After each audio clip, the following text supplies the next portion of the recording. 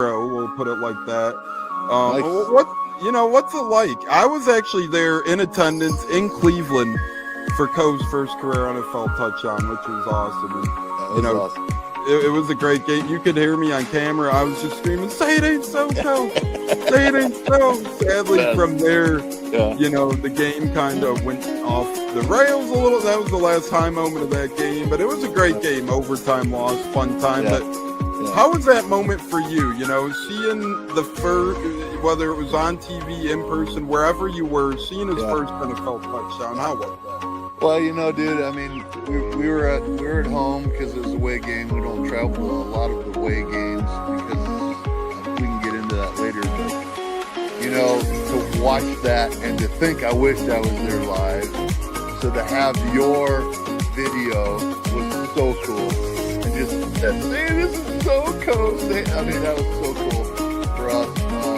Catching it from Tom Brady, right? Like he's got the ball yet. I mean, first NFL touchdown means a lot, right? I mean, as a dad, that's just so cool to see. And it was fun to watch. And, it didn't have the outcome we wanted, but still the same. What a memory! What a memory to have, right? So, and honestly, cool. those.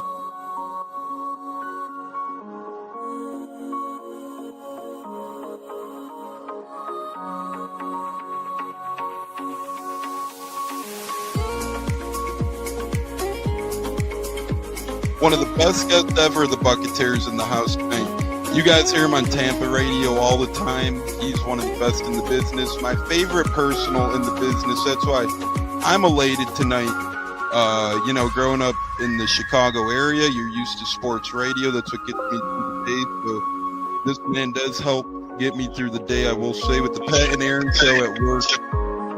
Nothing like it. So it's incredible. It looks like we got Stunna bumbling in. I'm Tampa Tones.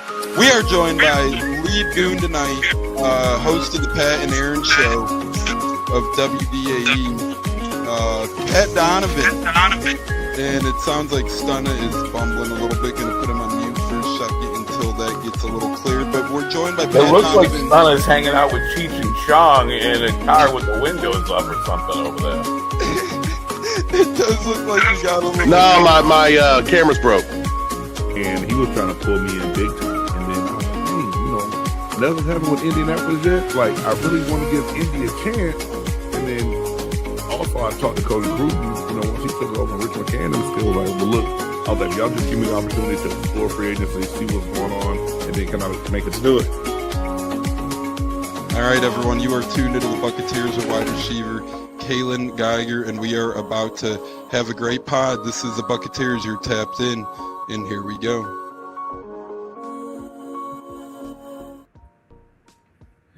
Howdy ho, howdy hey, how the hell is everybody doing? Howdy fellas, howdy to you, Richard, as well. Happy Thursday, thirsty Thursday, very cold Thursday. If you're in the Midwest, it's going to get to -10 by the time the morning reaches. Be safe out there.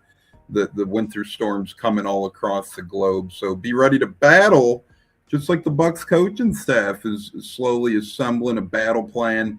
Will be had. Special teams coordinator hired, offensive coordinator hired, offensive assistants rumored. We're going to get into all that and so much more here on the Buccateers podcast. And if you missed Monday's great show with Ben Chukwuma, Chooks, our guy, he'll be back. It's not the last to seen of him here on the Buccateers, but that was incredible. YouTube, Apple, Spotify. It's available anywhere you can get podcast now. Really good stuff. He had a lot of great stories, funny stories.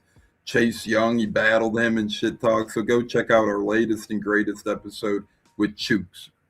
Ben Chukwuma, Buccaneers rookie offensive lineman. Not a rookie to the show is the great J-Lo. J-Lo, how the heck you doing? Happy offensive coordinator hiring day, my friend.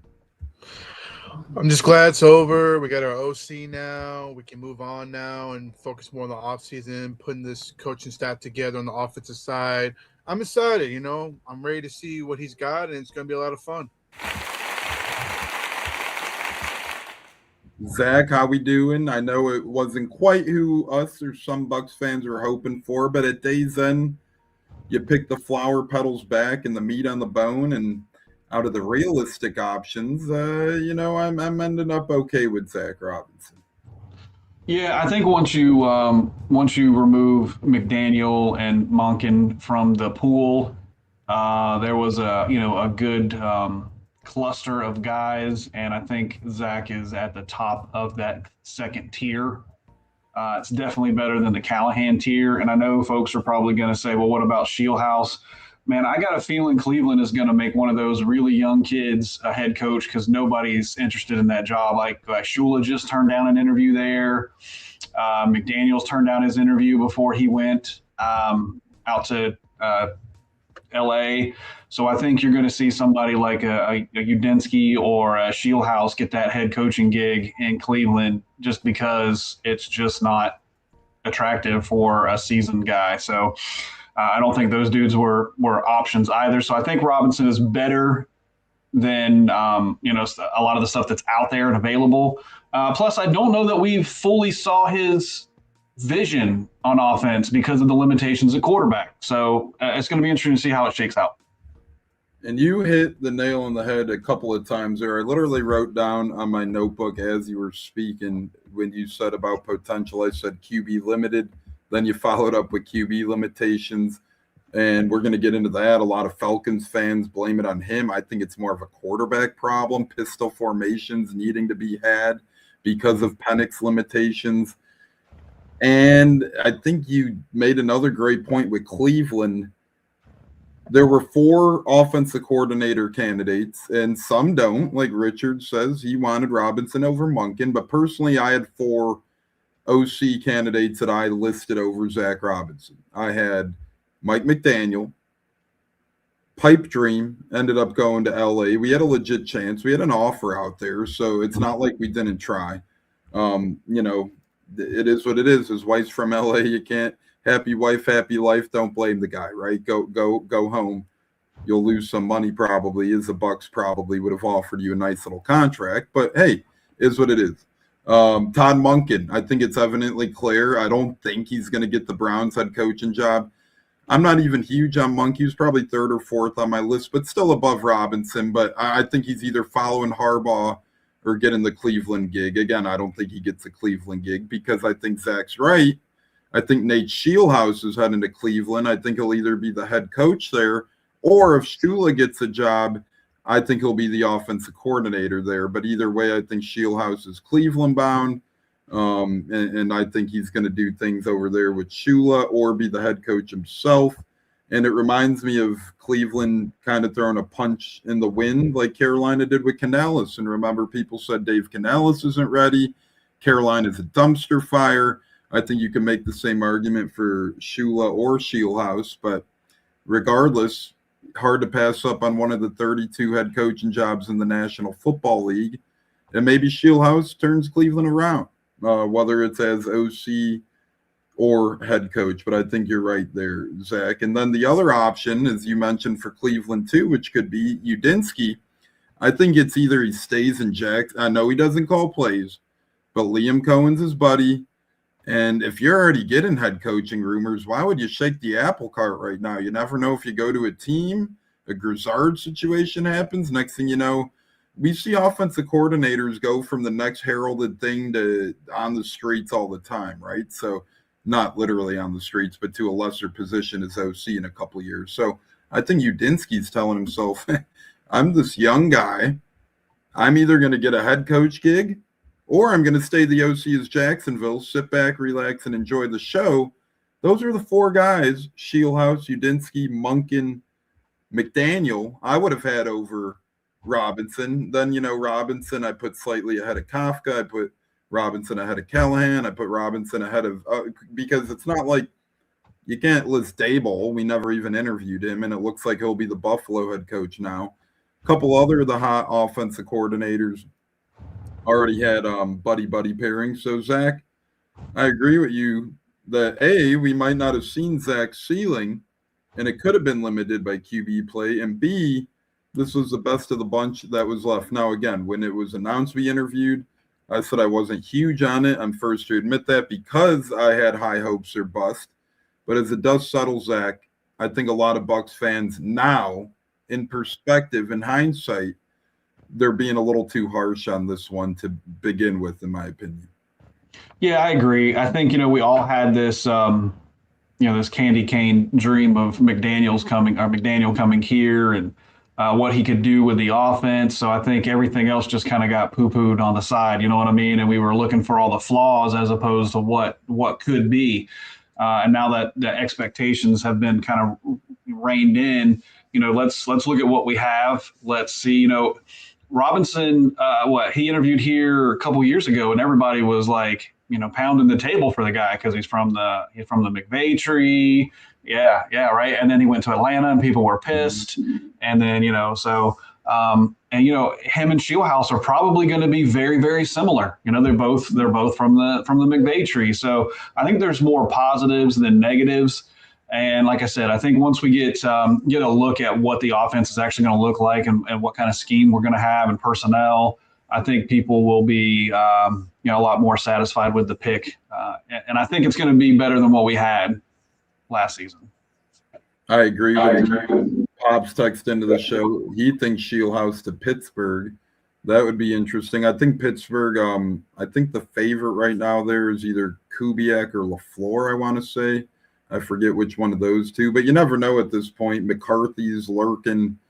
Personally, I don't think they go the McCarthy route because that's not what the Steelers do. They usually go an unknown guy, and then he's there for 80 years. And new head coach. I'm thinking it's going to be Shula, and he's going to take Shieldhouse with him as his OC. That's like what I've got marked down on my list. Yeah, I could see that as well. So we'll see what happens. Bucs 7890. Excited about Zack. Hire now, go fix the defense. Bud saying happy to have Danny Smith aboard. We're going to get into our guy Gum Chewer in a minute. Robinson, I believe, is an upgrade over Grizz. There you go. Happy Bucs fan there. Trisha, we love our ladies. Good evening, guys. Good evening. Brandon Bober, let's go. Let's go to our buddy Bober, all fired up over there. A lot of Bucs fans were going to be upset regardless who they hire after McDaniel was even off the board. Agreed, Richard. And even with McDaniel, not that it was many, but I had some people go, he's not a leader, man. Why do we want him here? Blah, blah, blah. So there's always a lose scenario out there. But J-Lo, I think it's funny because some Bucs fans say, I don't want Zack Robinson. Zack Robinson, when Atlanta did good, their stats are inflated because it's against the Bucs. And those same people, though, say we have a championship roster. So they kind of contradict themselves, right? They're saying Zack Robinson only did good because it's against the Bucs, but at the same time, those people are saying, the Bucs have a championship roster. We got to win now. Well, make up your mind. Is it Zack Robinson did good because he played a bad Bucs defense, or is it the Bucs have a championship defense? So that, J-Lo, first and foremost, makes me laugh. I don't really get the connection there, but your thoughts on the hire and the rumors of the coaches coming, Yates and, we'll start with Yates. So former NFL player, could be a QB coach, could be a wide receiver coach, could be a pass game coordinator. So thoughts on Yates coming in and thoughts on Bucs fans kind of contradicting themselves. Well, as far as TJ Yates goes, I liked him as a player when he played on the field. I think he did some really, he won some really crucial games, in tight situations. So he's got the experience being on the field, and then transitioning over to coach wise. I think now he comes here to a much more talented QB play. If we can all agree to that or disagree, because Penix obviously has knee problems, and Kirk Cousins is an old man walking right now at this point. As far as Bucs fans to contradicting, is that Coach Robinson. If you look at his stats from 2024, they were pretty good, top 10 wise, scoring wise. He had a little down, this past last season. But if you look at the talent in the receiving room, I think the Bucs got the Falcons beat on that. The running back room, okay, we'll give it to the Falcons because Bijan Robinson was their best player on the team, if you want to be real.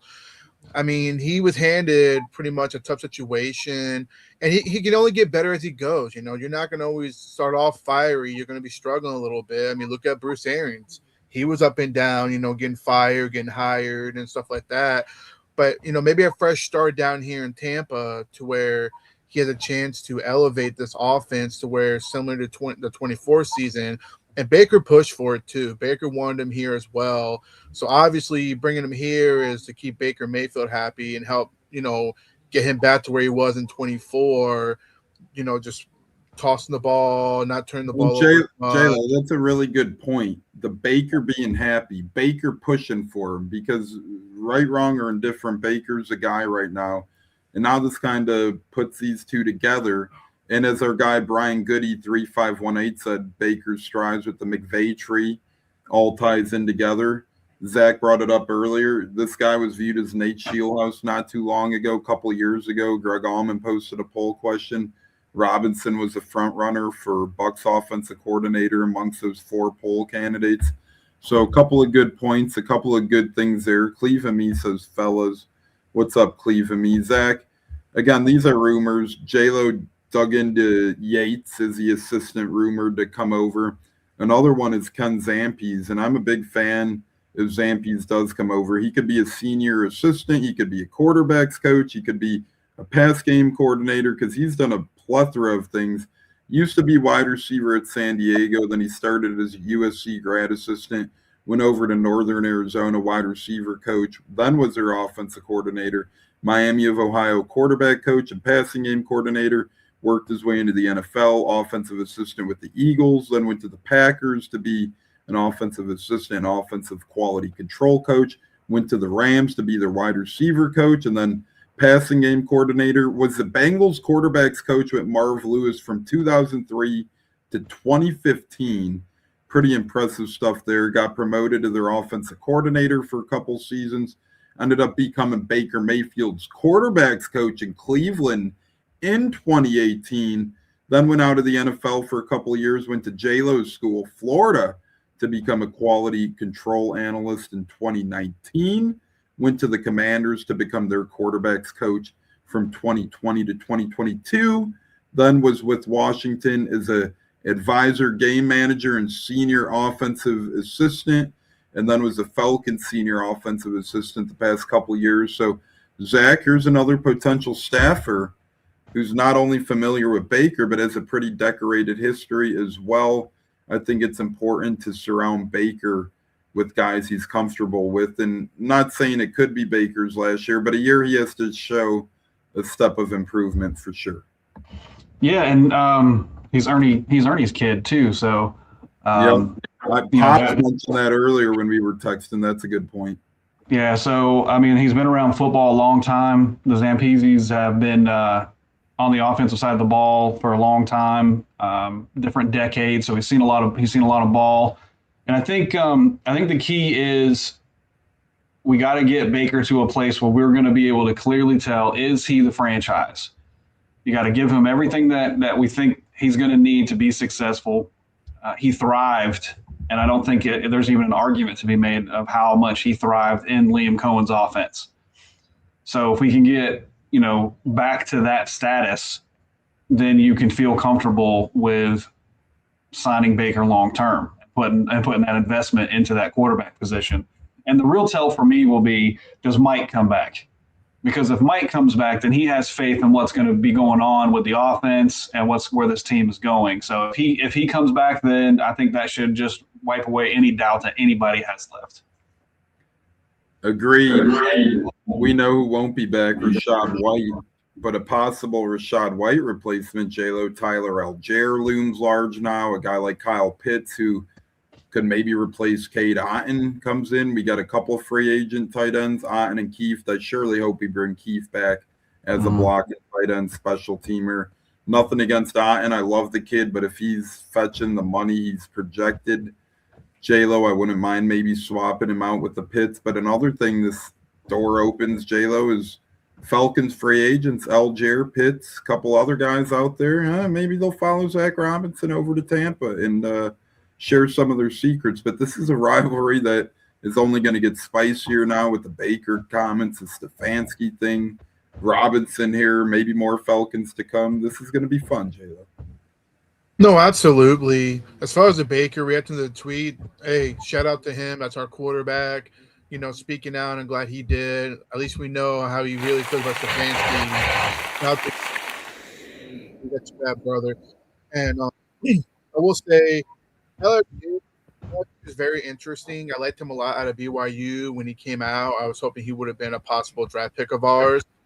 And I know Zach Robinson utilized him a lot as RB2 behind Bijan Robinson. So now that Rashad White is gone and possibly Sean Tucker is up in the air, we don't know what we're going to do with him exactly. But you bring in a Tyler Jr. who knows the offensive system really well. He'd be a good complement back behind Bucky Irving, getting a lot of carries. So that would be a plus for us. Kyle Pitts, as a Gator fan, I loved him. He was a mismatch problem in college, struggled to get it going in the NFL. He showed some flashes, at least against us. We like to make him look good. It wouldn't hurt change of scenery for him. Back to the hot Florida weather. I think he wouldn't mind coming in. But it all depends on money and how much he wants. You know what I mean? Like, it depends on what kind of contract does he be looking at. Because do you really want to pay him a lot of money? He may not be productive. But I wouldn't knock it either if we brought him here. Whatever makes this offense flow, give another target to Baker Mayfield. If we can get the Kyle Pitts from Florida when he first came out, I mean, there's so many targets for Baker, and I know Robinson would utilize that receiving core really well, depending on if Mike comes back, which I got a feeling he does. We are live here on the Buccateers. We'll be back on Saturday, 10:30 a.m. Eastern, bringing you guys the latest and greatest. If Bucs hire any assistants, if any are let go, what other things come to fruition. Remember, we need new defensive assistants. Special team staff's going to be turning over. Offensive guy is going to get added. So we got a long way to go for this coaching staff. Zach brought up a good point. Zack said that Zack could get rid of guys on Zach's offense. Not a tongue twister there. Don't get confused. And remember, the Zack on the Bucs only has one C at the end of his name. So it's interesting spelling. Get that right on Twitter out there. Greg Allman will find you. But for our Zack here, is if you're watching on YouTube, hit the like button, subscribe button, turn that notification bell on. You'll never miss an episode today. Become a member. We appreciate it. But Zach Plus says we'll be sad to see Otten go. It's not, guaranteed he's gone, but it's looking pretty promising he's gone. But I think that this season left a little bit of a sour taste in some fans' mouth. Not saying it was his fault exactly, but he just never quite bloomed into the guy we thought in year number 4. Well, I think that's also he's a victim of the offensive scheme change a little bit. I don't think Grizzard's offense featured a tight end. We saw his heaviest usage towards the end of the season and when we had a lot of injuries at wide receiver. So I don't know that that's an indication. I think what we're going to see this year is we're going to get to see a lot of guys that they let test the market to kind of set what their price is. So it's going to be hard as Bucs fans to not be anxiety riddled when free agency starts because we're so used to Light and his team re-signing these guys and keeping our own talent. But I feel like guys like Otten and Kieft are going to be able to go out and kind of see what their value is and then come back and then, we might see somebody match it because, the projections on Otten are like $12 million a year. And I don't see that. And so if that's what he's expecting, I think you got to let him test, right, and see what the market is. And if it is 12, thanks for your service. But if it's not, maybe he'll want to sign here because you got to also factor in Florida has no state income tax, so $8 million here and $8 million in Cali. That's two different amounts of money at the end of the day. That's why Mike McDaniel's going to be looking a year from now. What the hell? I could have made $3.8 more million in this 2-year span based on what they offer, the tax savings. Honey, come on. No, I'm sure he'll be happy out there working with Harbaugh. But I agree. It's going to be interesting, going to be intriguing. They'll definitely, and we've seen them do that before, the Glazers and Jason Light and these guys. They let Levante go the one time, kind of test the market, come back, see what he's worth. And, the Glazers did their thing. Same with the guy like Evans, couple other guys as well. Who's to say they don't do that with Otten? But $12 million, hopefully Atlanta offers him $12 million and kills some of their cap space over there. And him and Tommy Reese and Kevin Stefanski could have fun. And Atlanta fans, get it through your head. No, we're not saying Zach Robinson had a dominant 2-year stretch of any means of the imagination, but the fact of the matter is him and Ulbricht's situation are not comparable. Ulbricht being the defensive coordinator, they were going to retain him, being a good defensive mind, had that defense going in the right direction. knowing they were probably going to go offensive minded, and they were going to pair those guys up. You see that all the time, right? It'd be different if they went defensive minded and let Robinson go. Well, that could have been a telltale sign. If they went special teams and let Robinson go, okay, one thing. But they went offensive minded, and Zack, he brought Tommy Reese over, which pretty much means there would have been no room for Robinson, right, wrong, or different, because Stefanski's also going to call the plays. So that just wouldn't have made any sense for them to keep Robinson at all. Yeah, no, I agree. There was no sense in him staying there with Stefanski's going to be calling the plays anyway. And you got people are forgetting 2020. What was it? What was his first year? 2024 was his first year with the Falcons. He was 24, 25. He was a top 10 offense. Mm-hmm. I mean, come on. And then you had the quarterback situation in 25 kind of, caused them to drop a little bit. But I still think they were top 15, 17, somewhere in that range. So, I mean, it's not like it's that much of a drop off. Honestly, I think it's going to be an improvement on what we saw because Baker provides that ability to take snaps under center. So it opens up the play action. It opens up a lot of that stuff. Now, I know our friend of the program, Mr. Ken, is not happy about this hire. He mentioned something about tipping plays that I'm not sure of. I think somebody like Pless would be a good resource. I know at some point he'll probably dig into that, and I'd be interested to see, what he's kind of referring to there. But I'm optimistic, is what I'll say.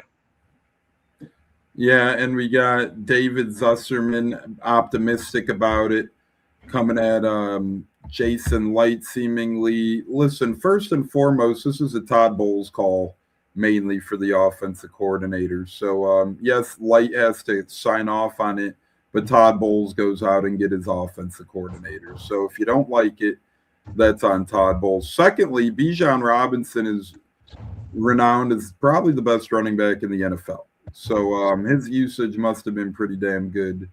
Drake London is an up-and-coming receiver. Yeah, Pitts didn't live up to his potential, but he didn't before Robinson got there either. So, again, he didn't have a great 2 years, but I think the tale is to be told still on Zack Robinson. And J-Lo, another hire we had was maybe to replace a fellow old guy with an old guy. Maybe the Bucs said, Tom Moore's out. We need another old guy in the room. Bring in Danny Smith. He's a young whippersnapper at heart still. Intriguing coaching career here, J-Lo. He was a defensive back and a quarterback at Edinburgh State when he played. So pretty cool how he was a D-back and quarterback. And then his coaching history, for being as long as around from 1976 as it is, it's not that extensive. Edinburgh, he was a grad assistant in 76. Then he went to a high school to be a defensive backs coach, and went to Clemson to be a grad assistant in 79, grad assistant in William and Mary for a handful of years. He went to the Citadel to be an assistant. Georgia Tech, this is where his longevity kicks in, J-Lo. He was an 8-year guy at Georgia Tech, running backs coach, wide receiver coach, defensive backs coach. Went to the Eagles, 3 years, special teams coordinator and defensive backs coach from 95 to 98. Switched it up, went to the Lions to be tight ends coach, so he's versatile, 99 and 2000. Then he went back to Buffalo. Went to Buffalo to become a special teams coordinator again.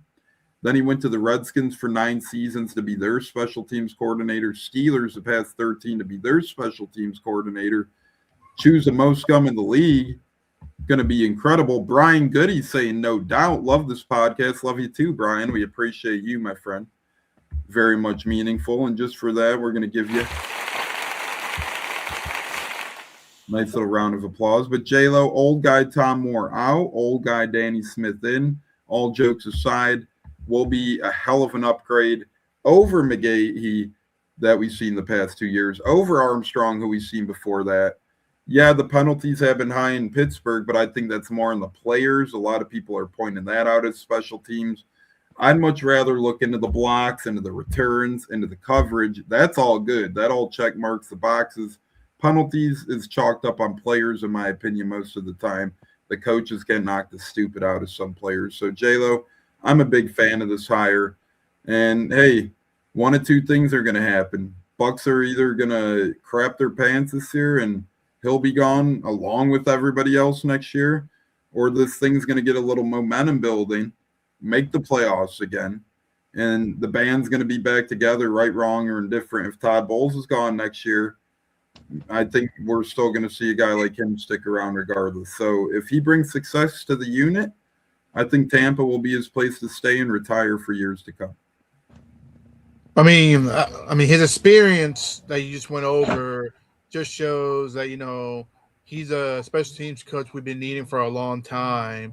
Help with the kick coverage because it was very bad last season, which cost us a couple of games. If you want to ask me, give him a good field position, and we can't do that. So bringing that in, a different kind of energy. Could have been a telltale sign, J-Lo. The Giants fans are making fun of our hire when we brought in Thomas McGahee.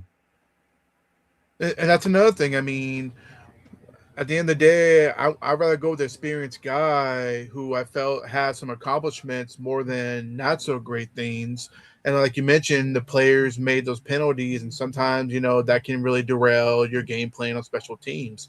So to me, I feel you bring in a vet like that, where I think he needed a change of scenery as well, even though Tomlin did step down. But for the most part, he comes here in hot weather, which he'll probably hate at first, but then he'll love it when it comes to December, when it gets to that point. But to me, I'm really excited for the hire. I think he's going to bring a lot out of the special teams, and it'll be much more improvement, I feel like, on the field position. You pin your opponent behind the 20 instead of the 35 or more to start the drive, which will help our defense that's been derailed for the last few years. So to me, this is a good hire, and I don't care what other fans say about it. It is what it is. That's just my opinion, and I'm excited for it. J-Lo, great point on the kicking. I think the one thing we have special teams is kicking. I think our kicker and punter are effective. But Zack, I think Danny Smith is his work cut out for him. I think Deckers isn't going to be necessarily safe as long snapper.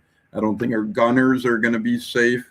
I don't think our returners are safe either, Zack. I think this is a special teams unit where if you're the Bucs, not only – last year, they said, okay, we need a guy to come in and try and implement new strategies. This year, I think, Zack, it's not only do that, but I think, hey, we need the right personnel in here right now outside our two kickers. This entire thing needs a makeover. Yeah, if I was on this team because I was a special teams player, I would be kind of nervous. I think we're going to see some turnover on that end of it. I think we're going to see a decent amount of roster churn on the bottom half of this roster. I really hope Tez gets a shot at the return game this year. I really feel like he could kind of be like that spark plug that we need back there. I like Cam Johnson for the most part, but I feel like when he catches and goes, he's much more effective. When he starts the lateral running, and is where it just kind of all goes to pot. But if we bring Tucker back, I don't want to see him back there. He didn't really provide anything in the return game.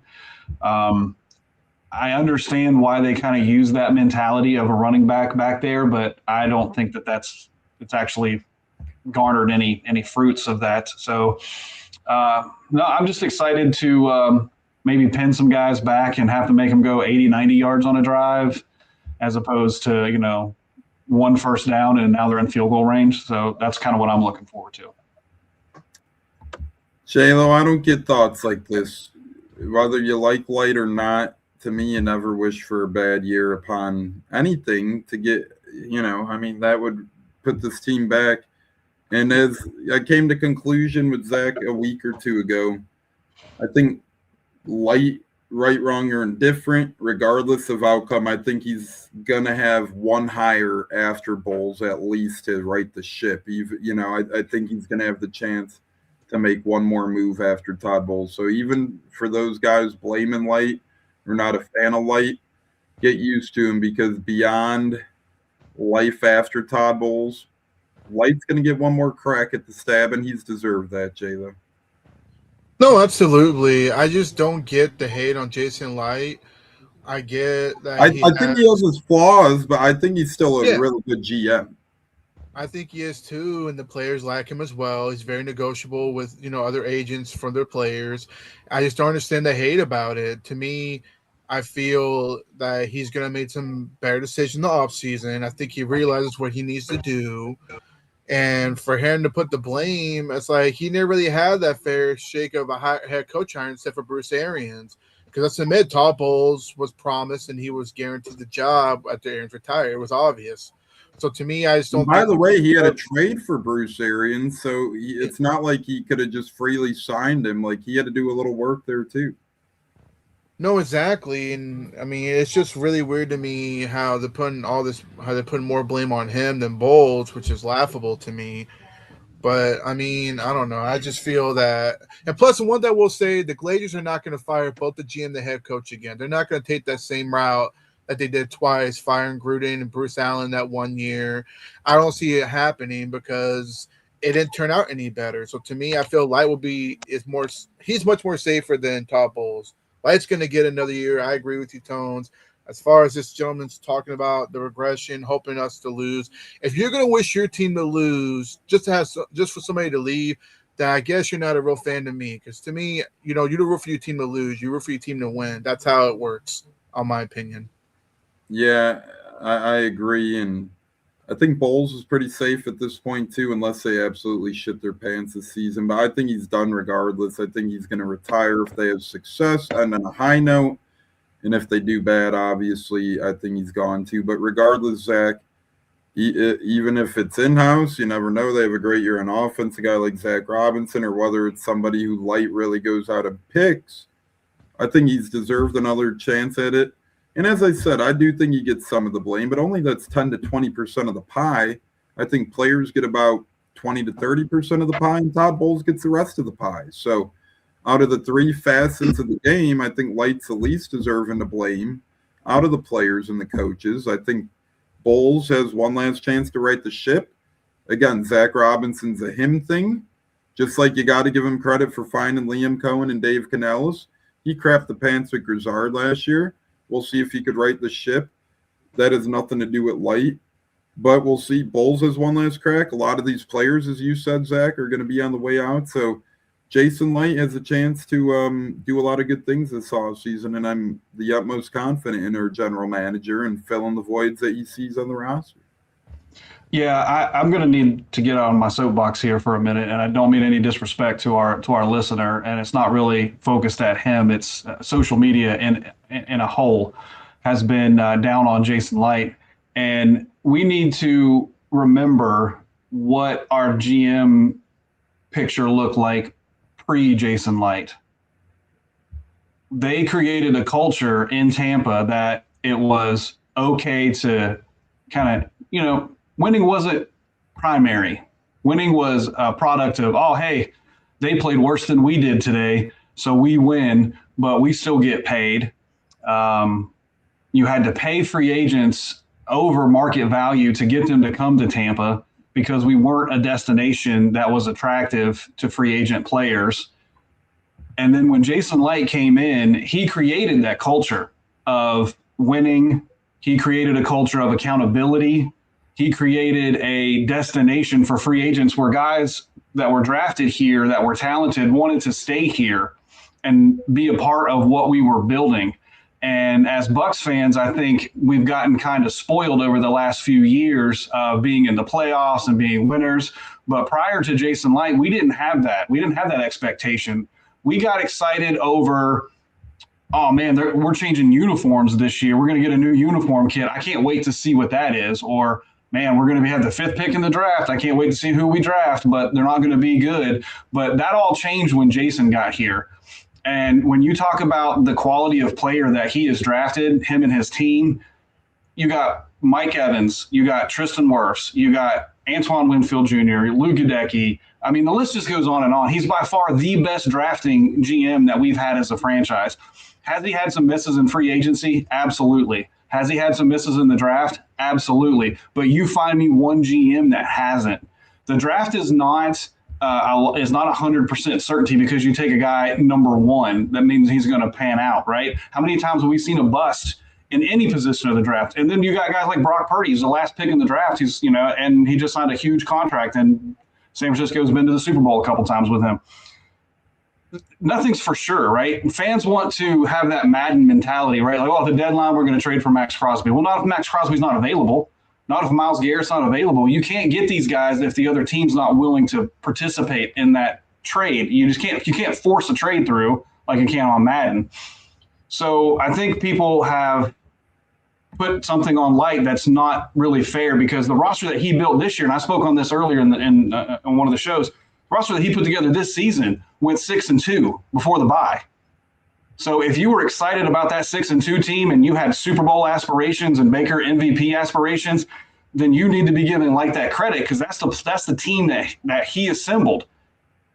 And then the team got healthier, shit the bed, and went 2-7. That's not on Light, because the team that he put together was 6-2. So you can't put the emphasis on him. If Todd Bowles came to Jason and said, I need an edge rusher, do you think that he wouldn't go get that? Look what we did in the draft this year. We fixed the secondary with draft picks. You can't fix everything in one offseason, and you have to have players that are wanting to come here. It's a two-way street. So I get the frustration, but I don't get the absolute venom that is being put on Jason and his team, because by far they are the best front office this franchise has ever had. And sometimes you don't realize what you have until it's gone. And I don't hope Jason Light goes anywhere, but I guarantee you the minute he'd leave, people would be bitching about the next guy 10 times as worse. And as Zach alluded to, J-Lo alluded to, this regime is good. This front office is great. And just because you have a couple of flaws does not mean you're a bad GM. I mean, Eagles, they have their flaws. They give wide receivers too much money. They overpay them just because he's still a great GM. Things happen. Our guy Icewater Olson, how you doing? Welcome into the pod. Bucs Reports Finest, as Light as a top 5 GM in the NFL. I don't get why people hate on him, run him out of town. Agreed. Cam Johnson was a great returner when O'Keefe was healthy, but after that, he kind of went down the tubes, and I don't know if that's on Cam or the special teams or on both, but they could get better there. That's for sure. Olivia in the house. Hey, everyone. Hey, Olive. We love our lady listeners.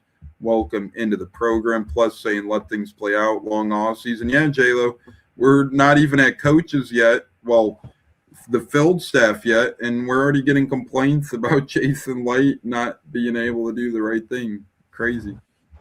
No, it's wild. People want to go back to the Mike McDaniel and complain about it. It was Mike McDaniel's decision. He chose the Chargers. Light had nothing to do with that. Light did what he's supposed to do. He gave the offer, say, hey, we want you. But at the same time, like Zack said, it's a two-way street. You got to want to come here as well. So it's just a head scratcher. Fans are going to say what they want to say. That's fine. But at the end of the day, Light's not going anywhere. Just stop. Just please stop with the whole hope we regress or he's out of town. He's not going anywhere. Just cut it out. Richard, Light has done more good than bad. Couldn't agree more. Brian, wish you could bring in Brian Flores for defensive coordinator. He just got an extension in Minnesota, so he's not going anywhere. They locked him up over there. And again, as much as I would like a defensive coordinator, it never really works well. And that's why I never thought McDaniel would go to Detroit or anything. Like, Bucs have a defensive-minded head coach. You bring in a defensive coordinator, you're just going to butt heads so much, and if you have an offensive-minded head coach, and if you bring in a high, vibrant offensive coordinator, you're going to butt heads a lot. That's why a guy like Flores is great in Minnesota. Aiden O'Connell could let him run the defense and say, hey, you're pretty much the head coach of the defense. Whereas, a guy like Todd Bowles, you bring in Brian Flores, one game goes bad, Bowles, all of a sudden he's going to get power hungry.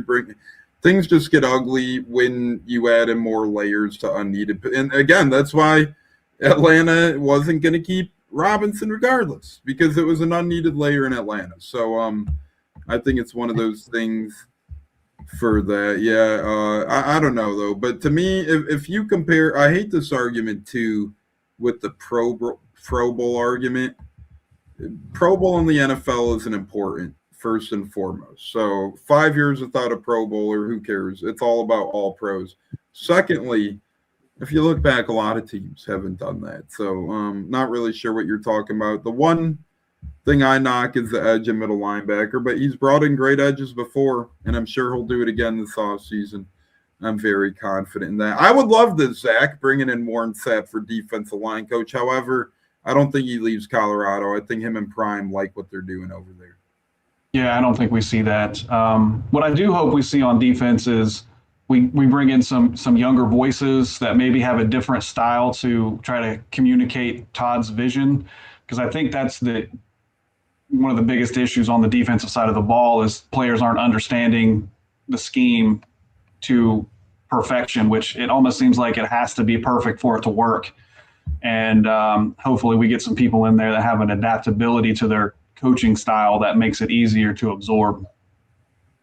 Correct. And J-Lo, Bucks 7890 says folks who don't like Jason Light on GM don't know football. Keep up the good work. Go Bucks. What's up, crew? Says Joel Regan. What's up, Joel? How you doing? Tampa guy says the great edge rushers are drafted very early. We never pick early. That's another good point to Jason Light's backing as well. Jason Light's a great general manager, says Brian Goody. Agreed.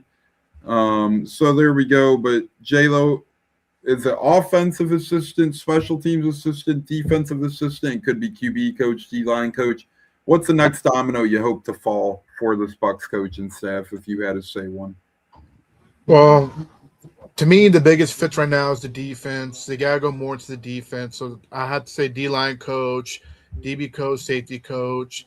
Obviously, Bowles is going to be looking at and to try to bring in, new blood. Hopefully, like Zack said, maybe bring in like a younger voice in the locker room to help motivate these boys to play better. And there's many options out there. So it'll be interesting to see what Bowles brings in as a D-line coach to kind of hype up the D-line, get to the quarterback. That's been our biggest problem. Can't get pressure. So now we're going on to our a third D-line coach in the last 2 to 3 seasons. So that's going to be interesting on that. DB coach, safety coach, it's a long time coming for those guys. I'm looking forward to seeing who he plucks away from maybe former, coaches from other teams. They're going to be looking for other jobs with new regimes coming in. So that's what I'm looking forward to, is seeing what Bowles forms on the D-line, the defense coaching staff. Zach, what say you? What do you hope is the next domino to fall? Quarterbacks coach, D-line coach, secondary coach, special teams assistant. What say you? I don't know that I have a preference on which one fills first. I hope we don't try to fill the staff with what's available. There's 4 good teams that have 4 good defenses and special teams and offenses that are still in the playoffs, and you can't really attract any of those guys just yet for promotions on your team. So I hope we see things kind of trickle in as some of these teams are eliminated, and then after the Super Bowl, if the staff kind of rounds out. I'm interested for Robinson's press conference on Tuesday to kind of see what his vision is and what type of offense that he wants to be running. And just real quick on the Pro Bowl argument, because that's been coming up a lot lately. You mentioned it, the Pro Bowl. Half of the stuff with the Pro Bowl was on us as fans, because the fan vote plays a lot into who gets in there, right? So if you don't think you think these players deserve to be in the Pro Bowl, then you got to go out there and vote to help get them into the Pro Bowl. But that being said, Tyke Smith has the potential to be a Pro Bowler. Jacob Parrish has the potential to be a Pro Bowler. Emeka Egbuka, if Grizzard didn't, totally forget that he was on the team, could have been a Pro Bowler, 1,000-yard receiver, and potentially offensive rookie of the year. He started out that way. He started out on fire. But again, whatever happened at the bye completely changed the direction of this team, and we saw a lot of that stuff kind of fall off. But anyway, Gadecki has the ability to be a Pro Bowler at right tackle. So that argument, it's kind of it's kind of conjecture, really. I mean, you can make an argument on both sides of it, because the potential of some of these players to make the Pro Bowl is there, right? But some of that also relies on coaching. Like, why hasn't Yaya gotten better as an edge rusher? 5.5 sacks as a rookie, I believe, is what he had in part-time. So we all had visions of him being a double-digit sacker the very next season, and he regressed. And they brought in Hassan Reddick this year to kind of free him up. But 7 sacks? Is that what he got? 7.5, something like that? So some of that's on coaching and development as well. So, that argument is really, it depends on which side of it that you're on that you're going to see the perspective of it. But there's players that have the ability to make the Pro. Jalen McMillan is another one, and he has the ability to make a Pro Bowl. So I think we'll see that in the next few years as these players develop a little bit more. Couldn't agree more. And I know he wasn't a draft pick, but I think a guy like Chase McLaughlin has what it takes to make a Pro Bowl, and he was signed as a diamond out of the rough. So. There are Cody Mock, I think, could make a Pro. The list goes on and on and on. And Bucky LeBach. Yaya, 7.5 sacks. I think he'll continue to grow once we put more help around him. Kancey gets healthier and whatnot. So we'll see. Quickly, J-Lo, would you consider building a second-round pick and moving up 5 or 6 spots in the draft? That's a tough question to ask. I gotta see what the Bucs do in free agency, who they add as far as that goes. That's probably my answer to that. Like, there's like a key player there that's gonna be a game changer. Then yes, but I gotta see how the free agency goes before I start thinking about draft picks and trading up. That's just a tough question to answer right now. Zack, quickly, what say you on that? Yeah, I hope we're not picking in the first round because we've traded that pick for an edge. That's what I'm hoping for. But if we don't, and there's a player like Bain or Mesidor within reach, I can maybe see moving up because we didn't get an edge. Because I think edge and inside linebacker are like 1A and 1B. We have to get those right this offseason. We have to. And look at our guy Icewater Olson. Speaking truths, speaking facts. There you go. It just goes to show the Pro Bowl is irrelevant. This is what I do with people who judge based on Pro Bowl.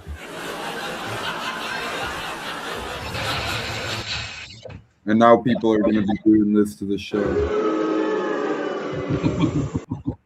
Other than that, I'm just kidding around. I agree with Icewater Olson, though. I agree with what you said, Zach. Edge, middle linebacker, going to be the priority of this team. Real quick, couple other moves around the NFL. Zach, thoughts on Saleh to Tennessee? I think it's a good hire, man. I really like him. It'll be interesting to see if it works out this time. I try not to judge people based off of being a coach of the Jets just because the Jets is a horrible franchise. So I'm glad that he gets another chance, but I'm hoping he's one of those dudes that's not a better coordinator than a head coach because he just seems like one of those dudes that can get a room riled up to where you're ready to run through a wall for him. So I wish him luck there. Jayla, what say you about Minter going to Baltimore? His Harbaugh connection kind of continues. He was both the Harbaugh's assistant at one point. Now he fills the shoes of Harbaugh. Absolutely, that's familiarity right there, and obviously trying to go younger at coach, but it doesn't hurt to have somebody who has experience on winning franchises. When it comes to Baltimore Chargers, they're known for winning big games. Not championship yet, but they're getting there. But under Harbaugh, I like the hire for Baltimore, going with the defensive mind to help fix that defense because their defense was really atrocious last season. So to me, that's a good hire. I like it.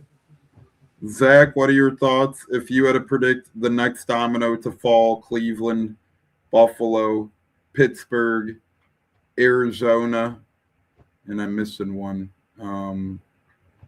Oakland. Who would you say is the next team to pounce on a head coach?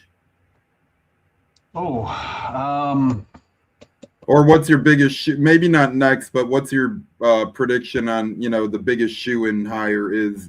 What would you say, Shula or Shieldhouse to Pittsburgh? I'm going to say my breadwinner is Shula and Shieldhouse to Pittsburgh. If I was going to bet on it, that's what I would bet on. Love that. We'll count that because that'll be big money if it hits. But, that is a good one. Jayla, what are you most confident in? Who's your next head coach domino guaranteed to end up? I gotta say Brian Daboll to Buffalo is really intriguing. The familiarity with Josh Allen, that's a name to watch out for. Arizona's been very quiet. I haven't really heard any interviews as much as the other teams. So that's another one I'm looking forward to seeing where they're going to go, what direction. But I will say between Vegas and Cleveland, those two teams could be the teams I would hire away Shieldhouse and Uditsky. because nobody wants to go to those organizations, especially Cleveland. So to me, I say either Vegas or Cleveland hires their Nets head coach, and it's going to be one of those young coaches in Shieldhouse or Udisky. Yeah, and J-Lo, that's why when you guys were wondering the other day who Buffalo might be, I was like Brian Daboll, and now it's emerging. It looks like Daboll will probably be their next coach, barring something crazy, and it seems like they're fascinated with him over there. So I like that one. Going to be interesting, man. I think Arizona's the biggest question mark for sure. I could see that if they're smart, I would go with the McDermott over there, kind of rebrand that culture, get things going. But who's to say what the hell they do? I don't know what they do. I could see them making a bad hire again. But if they're smart, go McDermott if you're Arizona. We haven't really heard anything about that. Maybe he'll take a year off. Who knows what'll end up happening? He was at Buffalo for a while, but it'll be interesting to see what they do with Murray as well. Yeah, Murray, he's probably gone, I would say, but we'll see where he ends up. But you never know. I mean, it's going to be a new regime, so not like there will be bad blood within this regime. We'll see what happens. But Zach, any final words for the program, the podcast? We will be back on Saturday. The off season's ramping up, man. This is the time. They made that game for people that play Madden but don't like to play the football aspect of it. That was just all off season stuff. That's my speed, man. This is where I thrive. I love all the off season stuff. So I'm excited about what's coming our way. Same, and it's already flying by, right? We're already more than midway through January. So things are crazy. Before you know it, the combine will be here, free agency will be here, the draft, OTAs, mini camps, all that fun stuff. Couldn't agree more. Love the off season, and we still have 5 head coach openings out there: defensive, special teams, offensive coordinator gigs, general manager, assistant jobs. Atlanta's still looking for a GM, so still a lot of stuff going on. J-Lo, what say you? Thoughts on the entire thing? Final words. Well, I will say that will be my birthday again this year on the April 23rd. I'm looking forward to that because last time when it was on my birthday, we drafted Tristan Wirfs and we won a Super Bowl, so that could be a little momentum building right there as far as that goes, in my opinion. But no, I mean, I'm looking forward to seeing who the Nets head coaches are for these franchises I needed badly. You mentioned Sean McDermott. That's a good one, Tones. I think that's one that could be hired. I think he's definitely a good team builder. Can help get them back to winning. I'm hoping he gets another opportunity because I actually like him. Plus, I'm looking forward to the press conference that Zack mentioned early in the show, Zack Robinson, see where his vision's at. And plus, see who else Bulls adds on the defensive staff. So, I'm looking forward to that as well. In the meantime, I'll just turn my heads over to some Lightning hockey, some Gator B-ball. Until next time. Until next time, Zach, J-Lo, Tampa Tones on the Buccateers. For the rest of the guys that couldn't make it, we will be back on Saturday. We appreciate Kratz checking us out on Facebook, El Monito on Facebook. Zach, you enjoy. Tell your other half happy birthday. I know you got some birthday celebrations to be had, so you enjoy your weekend if we don't talk to you, and try and brave the cold as much as you can, brother. Thank you. I appreciate it. Yeah, J-Lo, you enjoy Florida, all right? See you guys later. See you Saturday. Bro, we'll put it like that. What's it like? I was actually there in attendance in Cleveland for Coe's first career NFL touchdown, which was awesome. And, Awesome. It was a great game. You could hear me on camera. I was just screaming, "Say it ain't so, Coe! Say it ain't so!" Sadly, from there, the game kind of went off the rails a little. That was the last high moment of that game, but it was a great game. Overtime loss, fun time. Yeah. But how was that moment for you? Seeing the first, whether it was on TV, in person, wherever you were, seeing his first NFL touchdown. How was that? Well, dude, I mean, we were at home because it was a away game. We don't travel to a lot of the away games because we can get into that later. But, to watch that and to think I wished I was there live. So to have your video was so cool. And just say, this is so cool. I mean, that was so cool for us. catching it from Tom Brady, right? Like he's got the ball yet. I mean, first NFL touchdown means a lot, right? I mean, as a dad, this is so cool to see. And it's just, it was fun to watch. And yeah, it didn't have the outcome I wanted, but still the same. What a memory! What a memory to have, right? So, And honestly, cool. those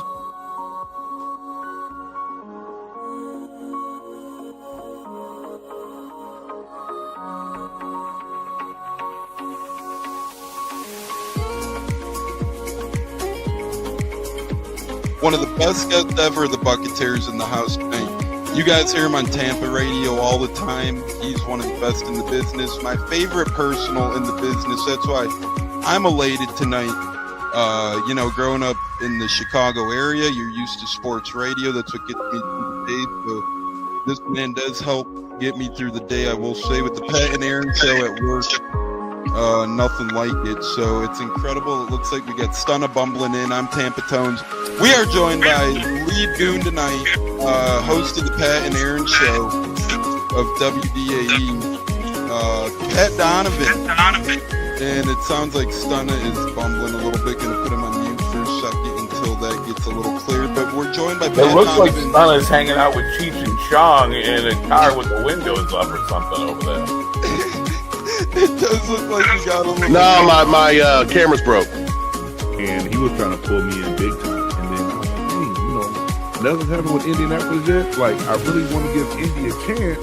And then also I talked to Cody Gruden, once he took over Rich McCann, and still like, well, look, I was like, y'all just give me the opportunity to explore free agency, see what's going on, and then kind of make us do it. All right, everyone.